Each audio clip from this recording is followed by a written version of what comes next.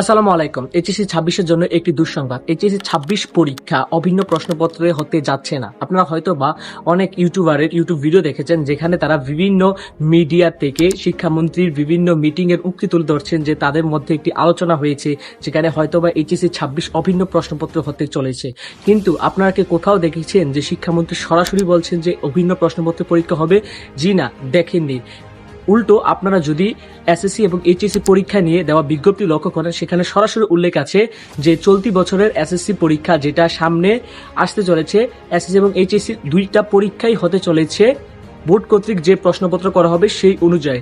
পরবর্তীতে যে এইচএসসি পরীক্ষা সেটা তারা ডিসেম্বরে নেওয়ার চেষ্টা, তারা চিন্তা করেছিল যে পরবর্তী যে এইচএসসি পরীক্ষাটা 27-এ হতে চলেছে সেটা 26-এ ডিসেম্বরে নেওয়া যায় কিনা। সেই অনুযায়ী তারা বলেছিল যে পরবর্তী এইচএসসি 27 এবং এসএসসি 27 দুইটা পরীক্ষা অভিন্ন প্রশ্নপত্রে হবে। কিন্তু আমাদের এই সকল কোচিং সেন্টারের ভাইয়ারা দুইটাকে একসাথে গুলিয়ে এইচএসসি 26 মানে সামনে যে এইচএসসি পরীক্ষাটা আসবে সেটাকে অভিন্ন প্রশ্নপত্রে নিয়ে গিয়েছেন। তাই আমরা বলবো সকলে এটা নিয়ে আওয়াজ তুলুন। এইচএসসি 26 যেটা আমরা পরবর্তীতে দিতে চলেছি সেটাই যেন অভিন্ন প্রশ্নপত্রে করা হয়। তাই সকলে এই নিয়ে আওয়াজ তুলুন। আর আজকের এই ভিডিওটি কেমন লাগলো নিচে কমেন্ট করে জানান, এবং এই তথ্যটি আপনার সকল বন্ধুদের কাছে শেয়ার করুন যেন সকলে এই বিষয়ে সচেতন হতে পারে। ধন্যবাদ সবাইকে।